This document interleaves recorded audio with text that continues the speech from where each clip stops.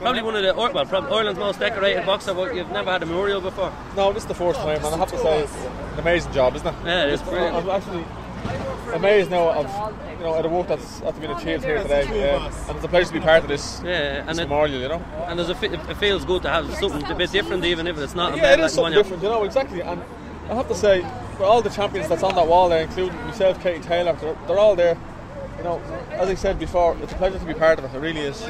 And just on a personal note, this year is the Olympians are back and they're running around. And is it a bit weird not to have been at home? Although you've done a good job on RTE. Look, I suppose when I qualified back in 2008, you know, I suppose I had my time in the spotlight. I went to the games and won a silver medal. Didn't qualify for London, but sure, look, you know, that's sport. It is hard to stay at the top. Yeah. But I'm not finished yet, you know, I'm still tipping away. So you're not finished yet? Are we looking for another Irish title this year? Well, I'm off to Finland in 3 weeks' time through multi-nations out there. So I'll see how I get on out there, and then I'll make a decision whether I'm going to enter the seniors or not. Oh, you haven't decided whether? I don't know yet. It's still in. And did it irk you a little bit looking at the Olympics at that weight? Like yourself and Joe probably would have, or both of you probably would have been able to medal. Yeah, we would have. Yeah. If I'd have qualified, I probably would have medalled. But you can see the Russian that went on to win it. You know, he was beaten by Joe in the Chemistry Cup. So it just shows you how good Joe is. Yeah. But does it play at you a little bit? That like frustrate you a bit? No, it doesn't. Look, I accepted I wasn't going to the games back in April. You know.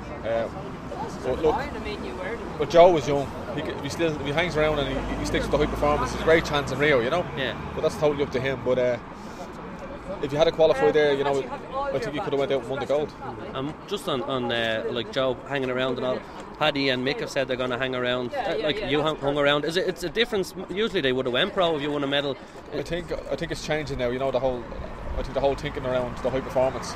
The idea is to keep the amateurs amateur and look after them in the high performance programme, and that's what we're doing with the boxers. And it's great that Paddy, Mick Conlon, I hope John Evans stays as well, and Katie, and we'll have an even stronger team going to out to Rio in 2016. But at the end of the day, it's I suppose it's their choice. Yeah, and would you even look towards Rio? I know you're not even saying you're entering the seniors now, but you can still qualify. I'm only putting some gel in my hair to hide the greys.